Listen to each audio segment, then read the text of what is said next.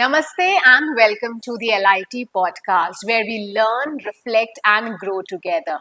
मैं हूं आंचल Jindal, a certified parenting coach, a content creator and your host for this show. Education एक ऐसी ताकत है जो फ्यूचर को शेप करती है, लेकिन 2025 में एजुकेशन 10 साल पहले जैसी बिल्कुल नहीं रही. Back then education was very simple. पढ़ लो, खेल लो, 70 से 80% मार्क्स ले आओ, हैंड राइटिंग इम्प्रूव कर लो. पेरेंट्स भी खुश थे, बच्चे भी खुश थे. पेरेंट्स को सिर्फ ये स्ट्रेस था कि बच्चे का होमवर्क पूरा हो जाए या उसकी हैंड राइटिंग इम्प्रूव करवा दी जाए.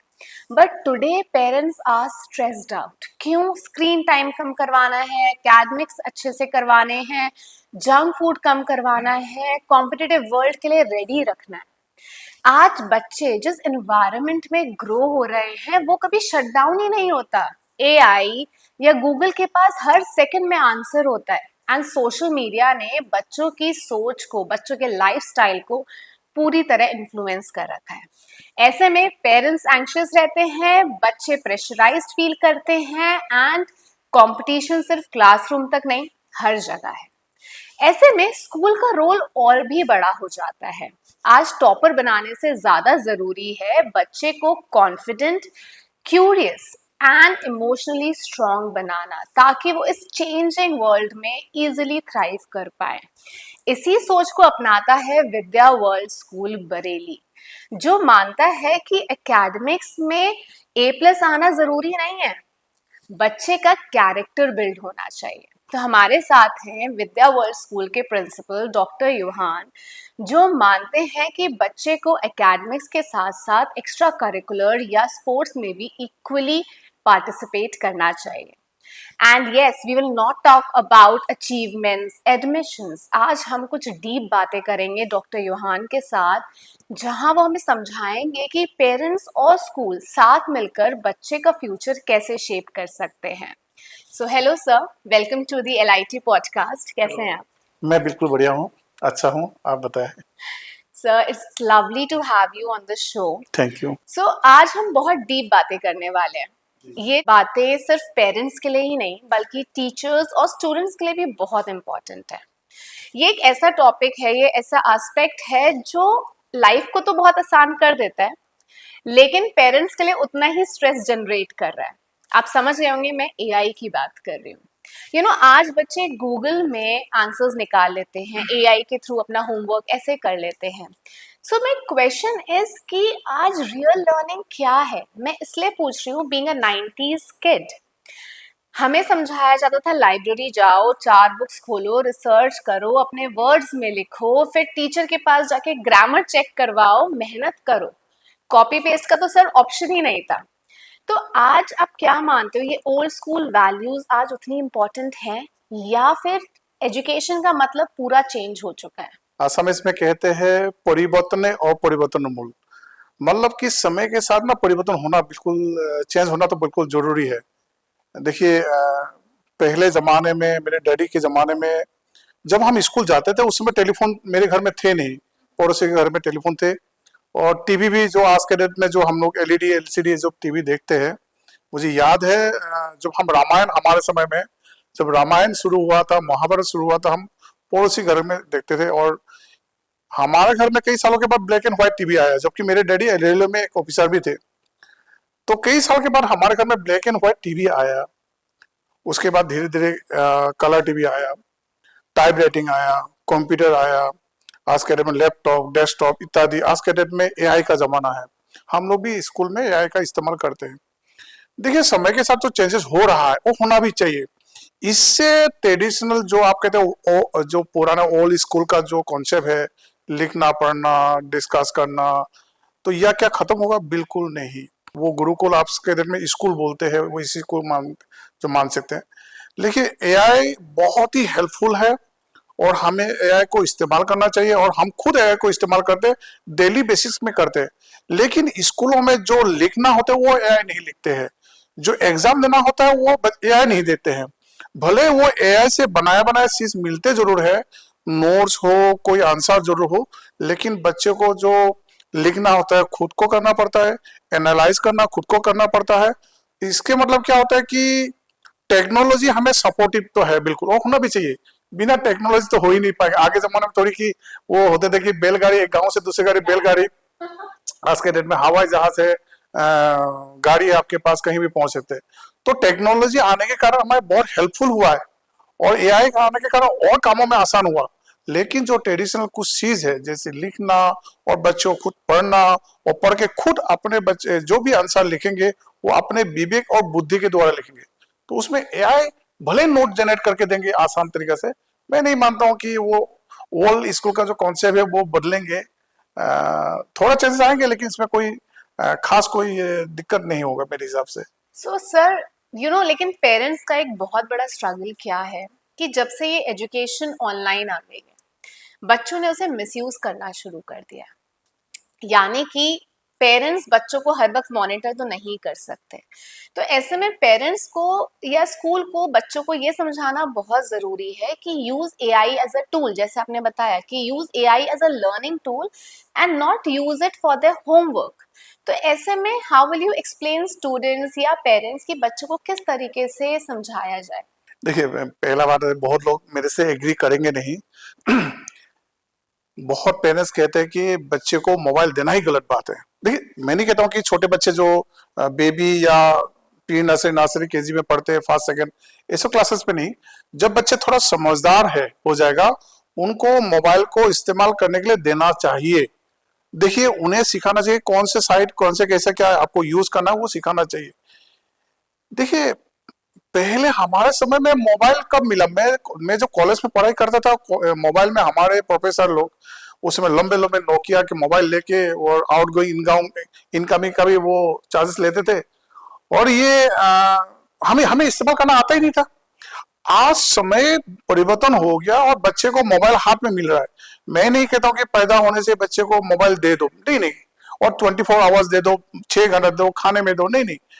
टेक्नोलॉजी को बच्चे को जैसे ही थोड़ा स्कूल में आते हैं, समझदार होते हैं, हम कंप्यूटर सिखाते हैं।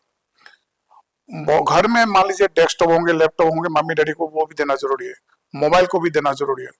मम्मी डैडी को ये बात समझ में आना चाहिए कि मोबाइल देने से बच्चे खराब नहीं होते हैं, आप ज्यादा देंगे तब खराब होंगे। और देखिए, आप बोलोगे नहीं नहीं ये तो गलत बात है, तो मोबाइल देना ही नहीं चाहिए।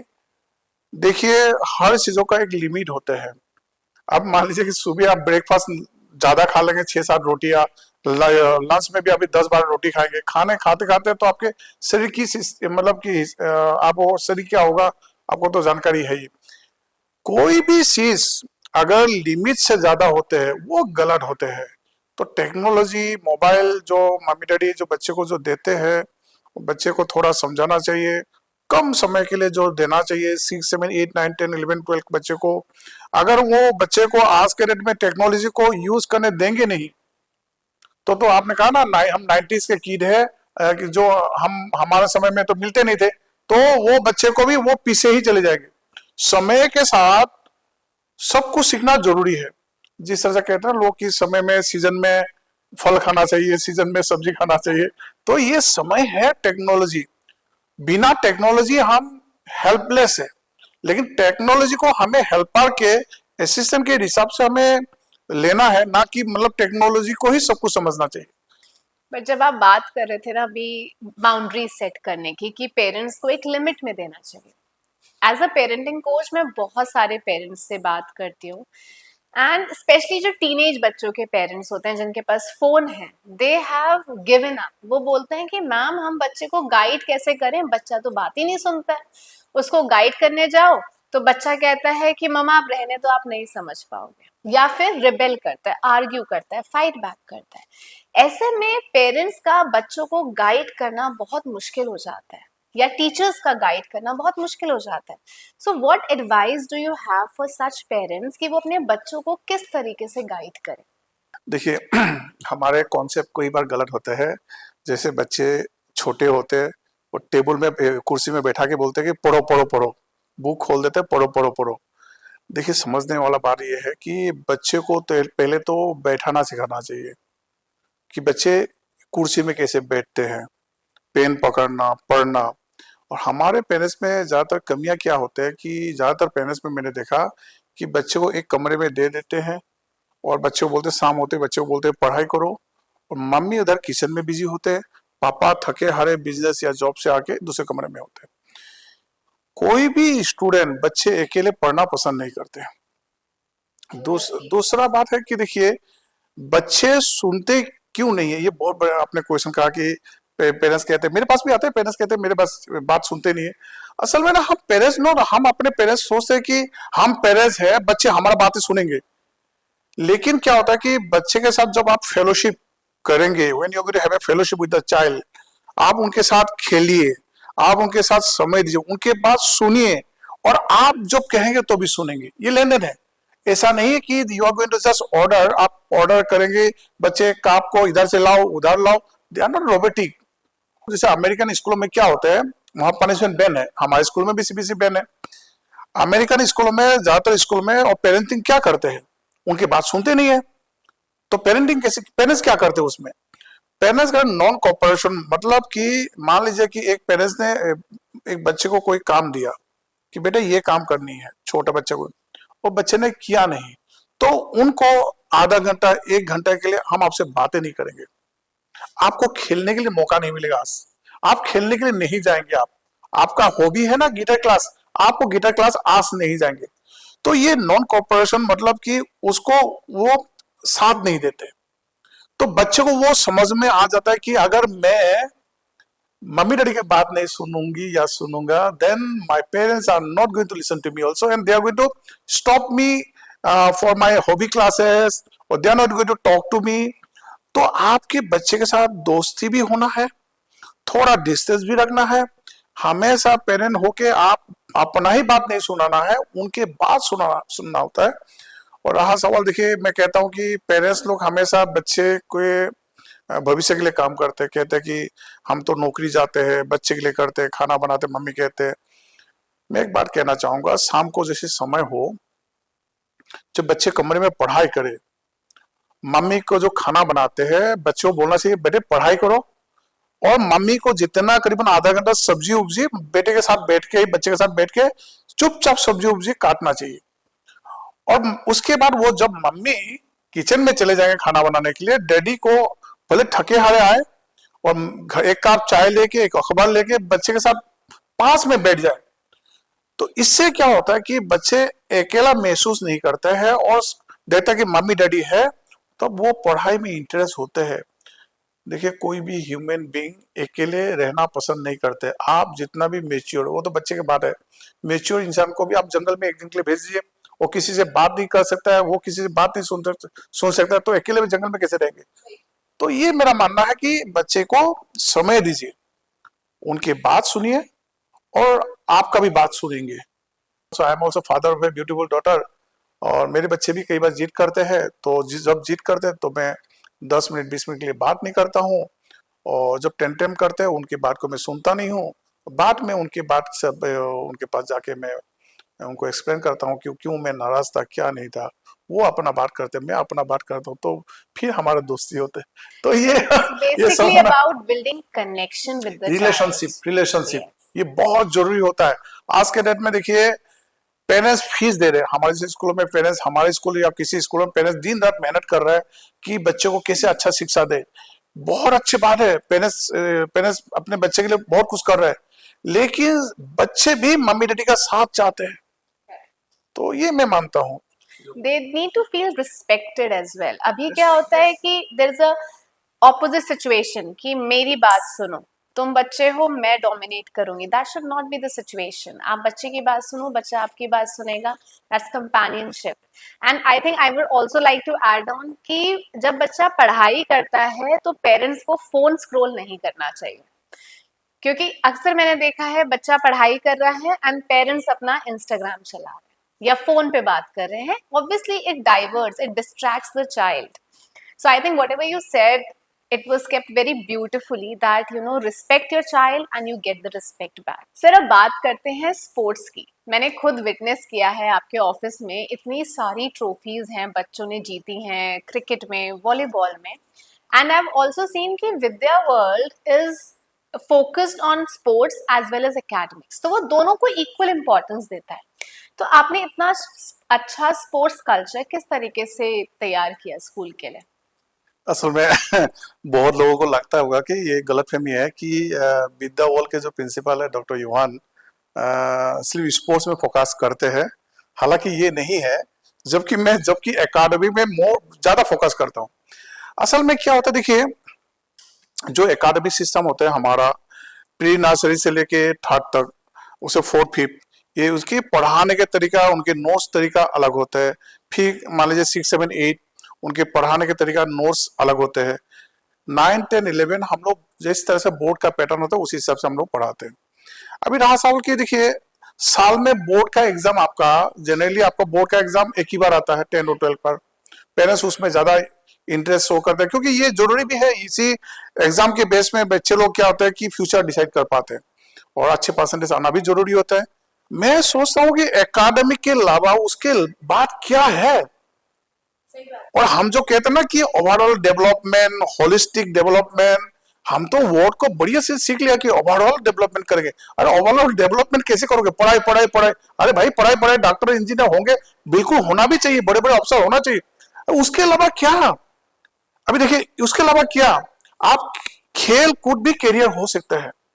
हमारे स्कूल में क्या होता है, देखिए हमने टाइम टेबल को इस हिसाब से हमने बनाया, जो पढ़ने वाला बच्चा होता है उन्हें कभी डिस्टर्ब नहीं होता है, उनके एकेडमिक में कभी पेंडिंग नहीं होता है। जो खेलने वाला बच्चा होता है, खेल में इंटरेस्ट है, वो उनके पेरेंट्स भी चाहते हैं कि हमारे बच्चे खेले, तो उनके लिए अलग टाइम टेबल, अलग शेड्यूल बनाया गया है। तो इसीलिए हमारे एकेडमी में कभी पढ़ाई, बच्चे को जो खेल कूद करता है पढ़ाई में कभी दिक्कत होती नहीं है।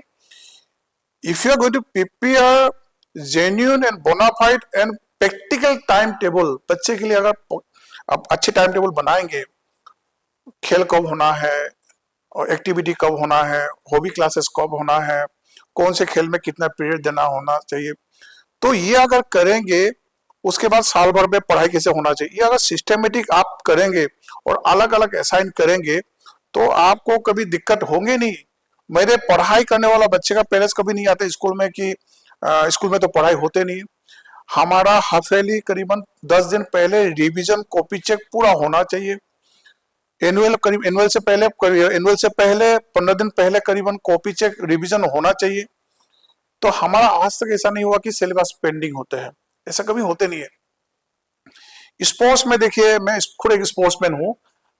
मुझे याद है, मैं आई लव फुटबॉल। जनरली जब मैं दिल्ली यूनिवर्सिटी में पढ़ाई करता था, मैंने कई बार भाईसुम भूटिया के साथ भी, जो इंडिया के जो फॉर्मर फुटबॉल कैप्टन थे, उनके साथ मैंने फ्रेंडली मैच कई खेला। 7 कोचेस को अलग अलग, क्रिकेट का कोच अलग, वॉलीबॉल का कोच अलग, फुटबॉल का कोच अलग।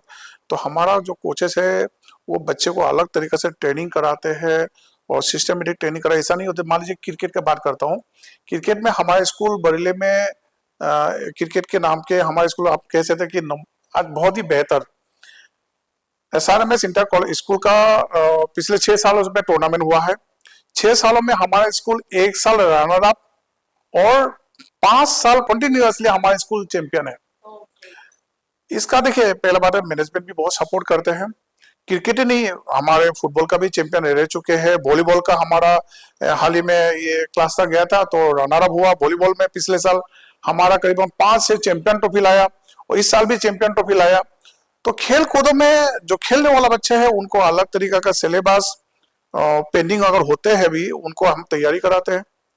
रहा सवाल पढ़ाई के बारे में, हमारे जो एक 2 तरीका का लिस्ट बनते हैं जनरली।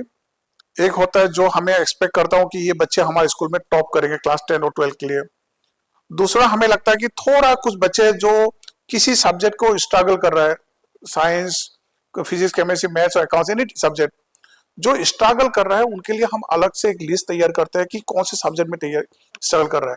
और जो आपका ये क्या कहते हैं, थोड़ा टॉपर हम एक्सपेक्ट करते हैं कि 98, 97, 98 लाएंगे, ऐसे बच्चे को हम इनके बॉडी ग्रुप बनाते हैं। 5 बच्चे होंगे मान लीजिए 12th क्लास का, और एक टीचर को असाइन किया जाता है कि आप इन बच्चों को मॉनिटर करो, गाइड करो, मोटिवेट करो, जो भी कोई कमियां है उनको पूरा करो। हर हमारा जो पीजीटी टीचर्स है, 5-5 बच्चे को, 10 और 12 क्लास के बच्चे को बॉडी ग्रुप बनाया गया है। और वो बॉडी ग्रुप को हम नॉर्मल दूसरा बच्चे से थोड़ा एक्स्ट्रा हम उनको मेहनत कराते हैं और नोट्स देते हैं और सोल पेपर सैंपल पेपर हम लोग कराते हैं। इसी कारण हमारा पिछले 5-6 सालों से हर साल 10 और 12 क्लास का रिजल्ट अच्छा हो रहा है और स्पोर्ट्स में भी उसी तरह से हर साल बेहतर हो रहा है। So when you said holistic development, so obviously discipline, resilience, hard work, जो वैल्यूज एक बच्चे में होनी चाहिए वो स्पोर्ट्स ऑटोमेटिकली उन्हें सिखाता है। बट कभी ऐसा हुआ है कि कोई पेरेंट आपके पास आया और बोला सर अगर बच्चा इतना खेल कूद करेगा तो पढ़ेगा कैसे? बिकॉज ये एक ओल्ड माइंड सेट चलता आ रहा है पेरेंट्स के। So, ऐसी कोई फनी स्टोरी आपके पास है जहाँ पेरेंट्स आपके पास आए हो कि सर ये तो बहुत खेलता है, पढ़ेगा कैसे?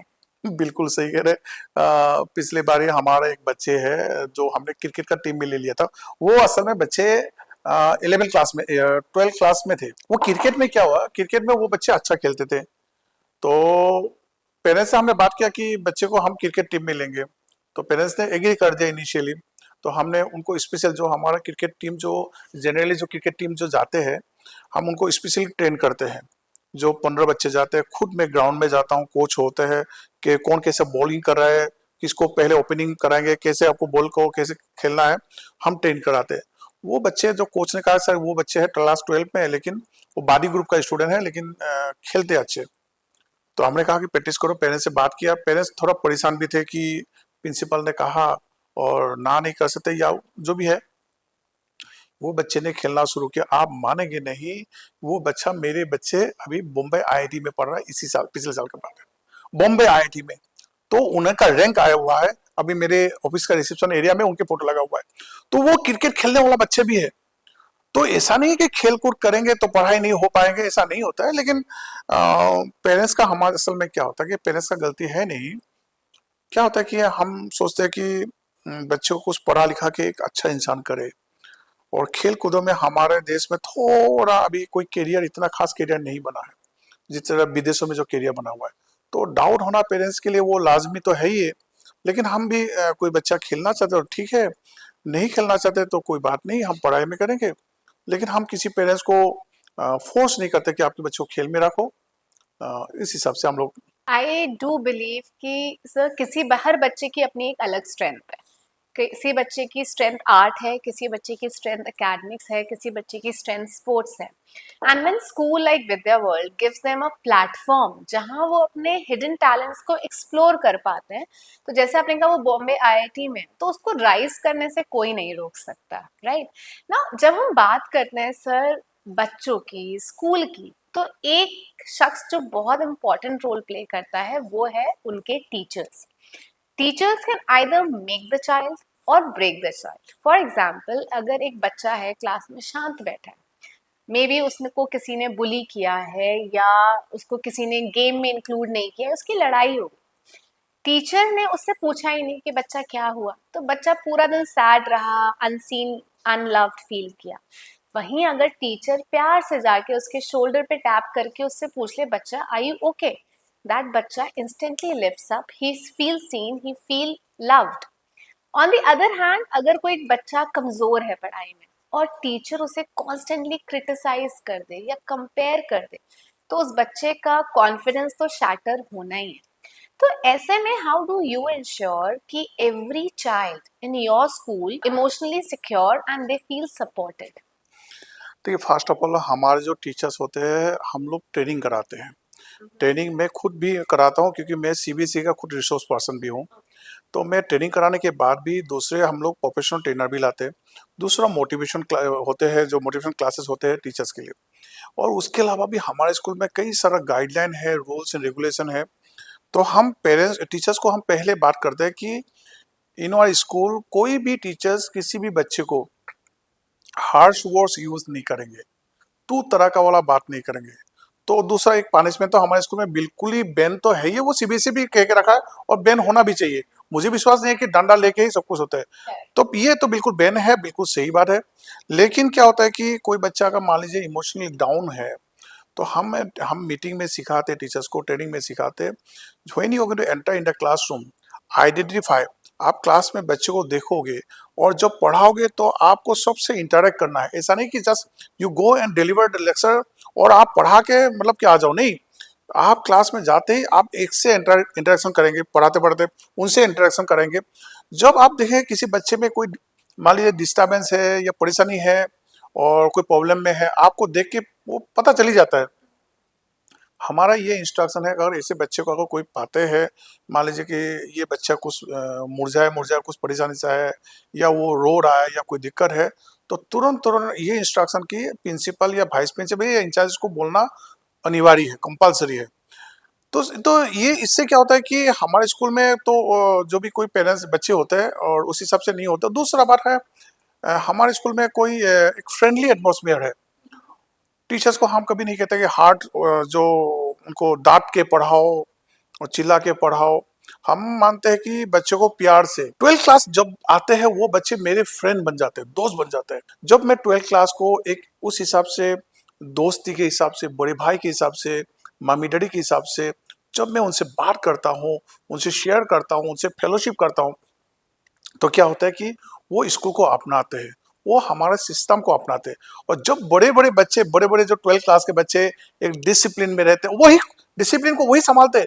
हमारे स्कूल में सबसे खास बात क्या होता है, टीचर्स का जो बर्थडे होता है हम लोग रिसेस के टाइम में हम लोग सेलिब्रेट करते हैं।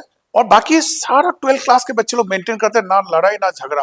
क्योंकि when you give responsibilities and with the respect, with the honour, और आप किसी को सम्मान देंगे, वो सम्मान के बदले आपको सम्मान देगा। मैंने सुना नहीं कि किसी टीचर्स ने पूछा, बच्चे ने पूछा कि इसका मतलब मुझे समझ में नहीं आया, मुझे समझ में नहीं आया, एक बार रिपीट कर दीजिए सर प्लीज। और ऐसा कोई टीचर है नहीं कि रिपीट नहीं करें, खुद पढ़ लो। हमने वो टीचर्स का भी मैं मीटिंग लेते रहता हूँ, हम बात कर। देखिए सबसे बड़ा बड़ा बात क्या है पता है आपको, मेरे स्कूल में मैं मानता हूँ मम्मी डैडी जो है, पेरेंट्स जो है, मेहनत करके फीस देते हैं हमारे स्कूल में। और वो फीस जो देते हैं बच्चे का पढ़ाई, खेलकूद, एक्टिविटी, ओवरऑल डेवलपमेंट, सुरक्षा, सेफ्टी, ये बिल्कुल होना चाहिए। अगर नहीं होता है तो मैं मानता हूँ कि उस स्कूल का प्रिंसिपल बनने का लायक नहीं हूँ। तो मेरा सोच है। लेकिन मेरे टीचर्स ऑलवेज कि फ्रेंडली बिहेवियर मेंटेन रखते हैं। और मैं बच्चे से इंक्वायरी भी करता हूँ, ऐसा नहीं कि मैं टीचर्स क्या कर रहे हैं, और राउंड पे तो रहता ही हूँ। और अभी मेरे स्कूल में इस साल मैं आपको बताना चाहूंगा आपके माध्यम के द्वारा ही, हम लोग फेयरवेल सेलिब्रेट करेंगे बच्चे 12th क्लास का। इस बार फेयरवेल जो सेलिब्रेट करेंगे, मैं आपको विश्वास दिलाना चाहूंगा, पिछले 5 सालों में जो फेयरवेल सेलिब्रेट किया था हमने, इस साल उससे अलग, उससे बेहतर हम लोग करने जा रहे हैं। और ये जो करेगा हमारा 12th क्लास के और 11th क्लास के बच्चे। और मुझे अपने बच्चों के ऊपर पूरा भरोसा है। देखिए कभी कभी शैतान करते हैं, लेकिन शैतान और थोड़ा गलत आदत में अंतर होता है। तो मेरे बच्चे, मैं विश्वास करता हूँ कि बहुत अच्छे हैं। और मैं बच्चे की बात सुनता हूँ, मीटिंग लेता हूँ, उनकी राय लेता हूँ, और आगे भी लेते रहेंगे। क्योंकि मैं उनके लिए ही हूँ और सारा टीचर्स उनके लिए है। और मैं हमेशा ध्यान रखता हूँ कि पेरेंट्स जो जिस आशा से भेजा है विद्या वर्ल्ड स्कूल में, कि मेरे बच्चे को पढ़ाई हो और खेलकूद हो, ओवरऑल डेवलपमेंट हो, उसको मैं पूरी तरह से 101% देने के लिए मैं मेहनत करते रहा हूँ, दिन रात एक करता रहता हूँ। और हमारा मैनेजमेंट भी उसी से सपोर्ट करते हैं। और मैं पेरेंट्स को कहना चाहूँगा कि लोग 100% करते हैं, मैं 101% करूँगा। जितना पढ़ाई, खेलकूद, एक्टिविटी, हॉबी क्लासेस होते हैं, हर साल मैं बेहतर करने की कोशिश करूँगा। ये मैं उनके लिए वादा नहीं, खुद के लिए वादा है। So would you agree with me अगर मैं आपसे ये कहूँ कि बच्चों को तो मोटिवेशन चाहिए, बट टीचर्स को भी मोटिवेशन की डोज मिलती रहनी चाहिए, बिकॉज अगर टीचर्स का इमोशनल कप खाली है तो वो बच्चों को नहीं दे पाएंगे। Because there's a saying, a teacher feels seen makes the child feel seen. So how do you keep, or Vidya World keeps its teachers motivated? सबसे बात है कि generally I spend almost 18 years in Delhi NCR. Delhi NCR में मैंने पढ़ाई किया, Delhi NCR में मैंने जॉब भी किया। तो दिल्ली में मैंने एक बात सीखा है, work hard and party hard. तो हमारे टीचर्स का जो, जैसे मैंने आपने कहा कि कैसे मोटिवेट करते हैं, टीचर्स डे जैसे होते हैं, टीचर्स डे होते हैं जो 5 सितंबर को, इस बार हमने पहाड़ों में लेके गया। Okay. 2 days 1 night स्कूल की तरफ से दिया सब कुछ, फैसिलिटीज, जाना आना, खाना, होटल में रहना, 4 स्टार रिजॉर्ट पे रहना। तो वहाँ पर जब हमारे टीचर जाते हैं, बहुत एंजॉय करते हैं। क्या होता है, मैंने देखा कि काम काजों का बीच थोड़ा थोड़ा ब्रेक होना चाहिए, और ब्रेक भी बहुत एंजॉय होना चाहिए। मैं मेरे स्कूल में जो टीचर्स हैं, तो हम कभी हम हमेशा उसको परिवार मानते हैं। और परिवार मानते हैं, हम मैनेजमेंट और हम लोग क्या होता है कि हम टीचर्स के बारे में हमेशा सपोर्ट करने के लिए, किसी भी चीज़ों में सपोर्ट करने के लिए हम जो रेडी रहते हैं। रहा सवाल की मोटिवेशन, देखिए मोटिवेशन, मैं हमेशा टीचर्स को कहता हूँ कि आपके ज़िंदगी का लक्ष्य क्या होता है, एम क्या होता है। एम हमारा एक जॉब करना होता है, वो भी क्या, टीचिंग जॉब होता है। टीचिंग जॉब असल में कोई सोचता है कि आओ पढ़ाओ, नहीं होता है, बहुत कुछ चैलेंज होता है। 6 घंटा बच्चे के साथ झेलना और अलग अलग बच्चे का साथ झेलना बहुत मुश्किल होता है। लेकिन हम टीचर्स को रेगुलर बेसिस में हम उनको ट्रेनिंग प्रोवाइड कराते हैं, मोटिवेशनल क्लासेस सेशन हम लोग देते हैं, मैं भी मीटिंग लेता हूँ, मोटिवेट करता हूँ। और जो टीचर अच्छा काम करते हैं उनको हम सम्मान देते हैं, अवार्ड कराते हैं। अभी देखिए, मान लीजिए कि अभी मेरे जो बच्चे ने क्लासता में जो वॉलीबॉल जीत के आया है, उनके साथ जो 2 कोच गया था कोच, तो उनको हमने उनको भी सम्मान किया। दूसरा दूसरा इस बार हमारा एसआरएमएस एक कॉलेज है, आपने सुना भी होगा। एसआरएमएस में वहां पर साइंस प्रोजेक्ट का कंपटीशन हुआ था। प्रिलिमिनरी राउंड में, इनिशियली राउंड में 40 स्कूलों ने पार्टिसिपेट किया था, अपना अपना प्रोजेक्ट सबमिट किया था। कि उस 40 स्कूलों में 29 स्कूल सिलेक्ट हुआ था कि प्रोजेक्ट को डिस्प्ले करने के लिए। और 29 स्कूलों में, you are not going to believe, हमारा स्कूल फर्स्ट आया, ये 15 दिन पहले। और जो बच्चे ने फर्स्ट लाया, और ये उन बच्चे को हमने स्टेज में सम्मान किया।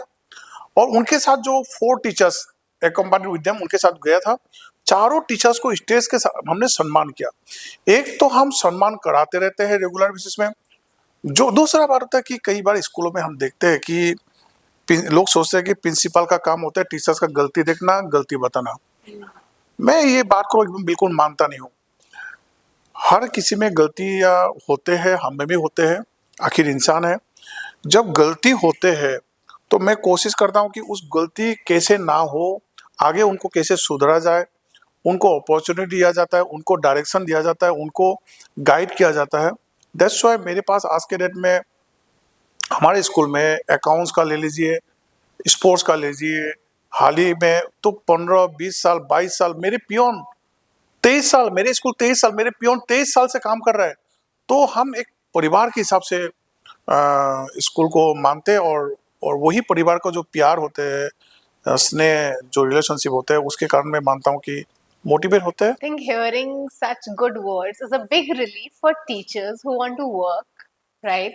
And also for the parents who feel कि उनका बच्चा safe है।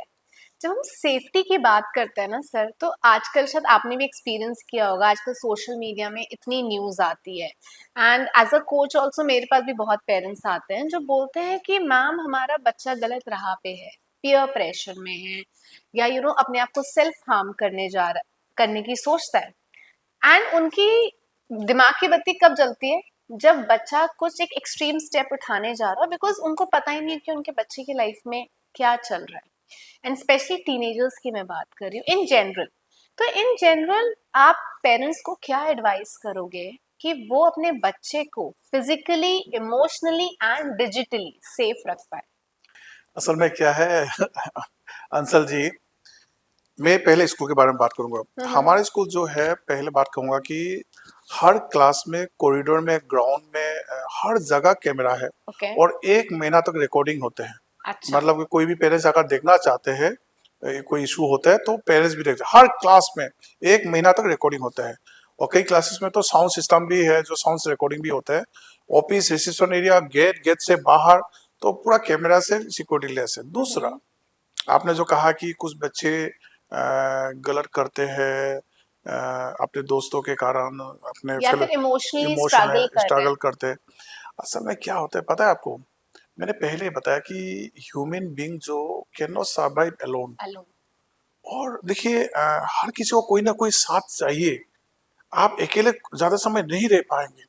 जब बड़े लोग नहीं पाएंगे, छोटे बच्चे कैसे रह पाएंगे? सही बात। जब क्या होता है, देखिए, आप जो लड़की होते हैं, लड़की का दिल हमेशा डैडी के साथ, लेकिन समय बिताते हैं मम्मी के साथ। मम्मी को दोस्त होना बहुत जरूरी होता है। असल में क्या होता है, देखिए, मम्मी को अगर कह दिया आज के डेट में, मम्मी मम्मी मैंने ये काम कर दिया, मम्मी मम्मी वो काम कर दिया, मम्मी पहले क्या कर दिया, ये कैसे कर दिया तुमने, ऐसा कैसे कर दिया, तो मम्मी पूरा हाइपर होते हैं, मैं डैडी को बताऊंगी। उसके बाद वो लड़की जो गर्ल जो होगा मम्मी को कभी बताएंगे नहीं। बताएगी नहीं। और वो किसको बताएंगे, अपने सेम एज के फ्रेंड को। वो जो बताएंगे मेरे साथ ये हो रहा है, मेरे ये प्रॉब्लम, मैंने तो ये गलती कर दिया, क्या बताओ क्या करें। वो सलाह जो देंगे, वो जो उनके क्लासमेट जो सलाह देंगे, दोस्त जो सलाह देंगे, एडवाइस देंगे, वो एडवाइस किस लेवल का होंगे, वो खुद ही सब इमेच्योर है अभी। इमेच्योर है। तो इसीलिए मैं कहता हूं कि मम्मी डैडी तो हमेशा रहेगा, लेकिन दोस्त होना बहुत जरूरी, होना उनके साथ टाइम स्पेंड करना बहुत जरूरी होता है। मैं देखिए, मैं आसाम से हूँ। मेरे पापा भले रेलवे में जॉब करते थे, लेकिन कई बार हमारे रेलवे क्वार्टर में मैं देखता था कि लाइट जो होते थे, लाइट चला गया तो चला गया, उसमें कोई हमारे इन्वर्टर का कोई नहीं है, कोई बैकअप का सिस्टम नहीं है, बस लैंटर्न और ये मोमबत्ती। अच्छा। स्टिल आई बिलीव, मेरी mummy she was a teacher in the school, और मेरी मम्मी क्या करते थे, शाम होते ही लाइट चले जाने के बाद जब हम भाई बहन पढ़ते थे, वो मेरी मम्मी आके पास में आके सब्जी काटना, बैठना। उसके बाद जब मम्मी खाना बनाने के लिए सब जाते थे, किचन पास ही थे, डैडी आके बैठना, बातें करना।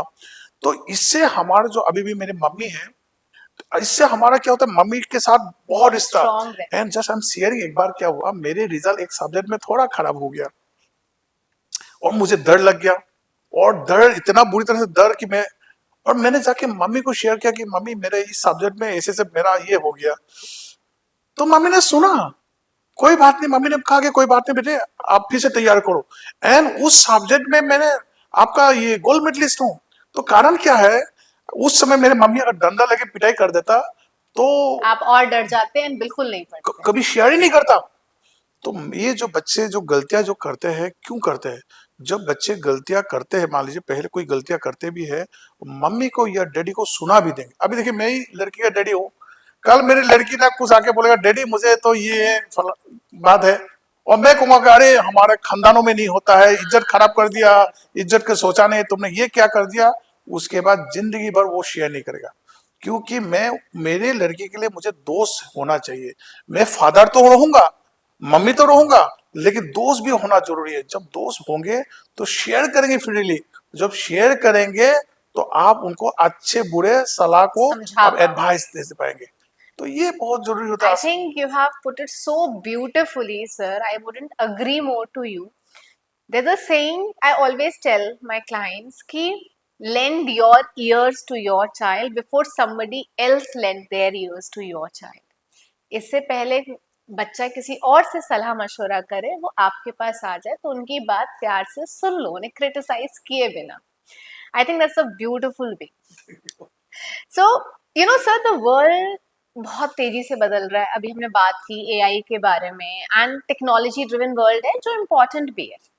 बट अगर आपको एजुकेशन सिस्टम रीडिजाइन करने के लिए दिया जाए आज के 10 साल बाद वाला, तो एक ऐसी चीज बताइए जो आप ओल्ड स्कूल की रिटेन करना चाहोगे, और एक ऐसी चीज जो आप बिल्कुल नहीं चाहोगे करना। देखिए, ऑल स्कूल का अगर कॉन्सेप्ट बोले, देखिए पहला बात है कि लिखना और पढ़ना वो तो हमेशा रहेगा।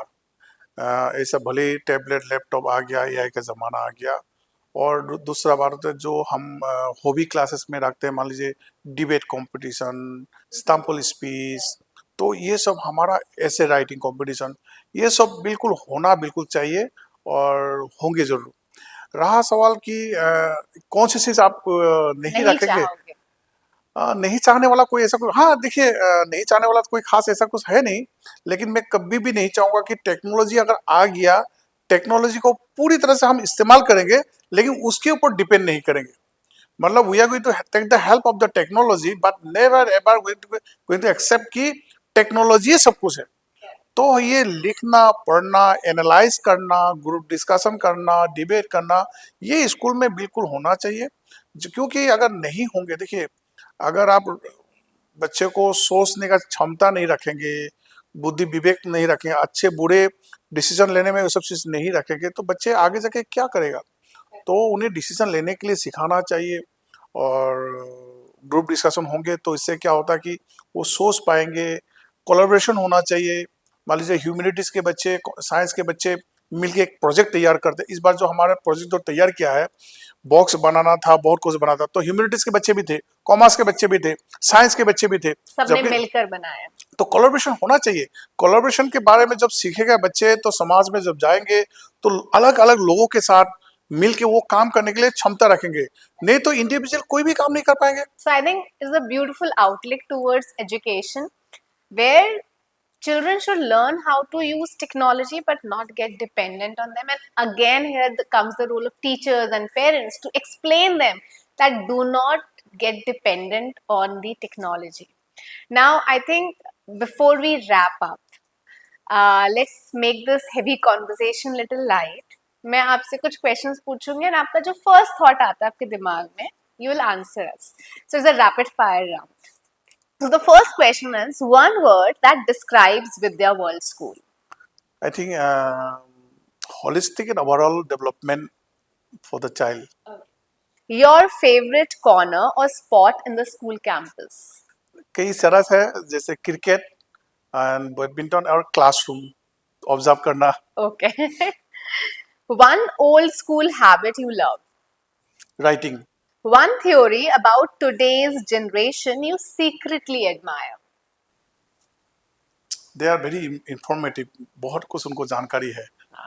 Right. They are very smart these Smart, days. हाँ। A teacher quality you value most. जो ऑनेस्ट और ईमानदार और मेहनती हो, मैं उनको बहुत इज्जत देता हूँ। हालांकि हम हर कोई इज्जत के लायक है। Okay. One advice for parents. सब कुछ करिए, बच्चे का समय दीजिए, बच्चे के साथ समय दीजिए, Spend time with parents. Okay. If you were not a principal, you would have been a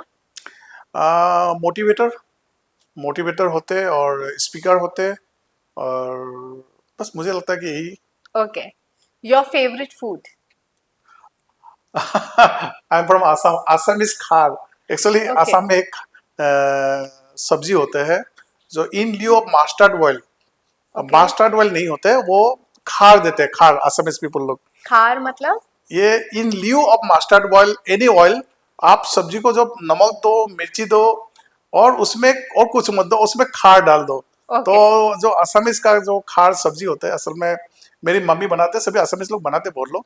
तो माय फेवरेट सब्जी तो असमीज खार सब्जी। यहाँ मिलता है सर? मैं बनाता हूँ। अच्छा, बनाते हैं। ओके। चाय और कॉफी? बोथ। बोथ।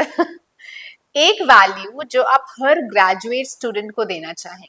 देखिए, मेहनत, सबसे जो मेहनत, व्हाट आई बिलीव, आपके इंटेलिजेंट, स्मार्टनेस, वो एक तरफ वो होना भी चाहिए, ऐसा नहीं, लेकिन आपके मेहनत को कोई चैलेंज नहीं कर सकते। Okay, I think I just loved your answers. They were truly honest, and it's a perfect way to wrap up this conversation. And every parent, every teacher, every child, जिसने भी ये conversation सुना है, I want to say something that everything is about spending time with each other. Everything is about to share the goal. अगर आप चाहते हो कि आपका बच्चा rise करे, shine करे, तो teachers and parents को एकजुट होकर बच्चे की हेल्प करनी चाहिए, बच्चे को सपोर्ट करना चाहिए, बच्चे को बिना क्रिटिसाइज किए, बिना जज किए उन्हें सही राह दिखानी चाहिए। So see you next time. Till then, keep growing, keep learning and keep watching us.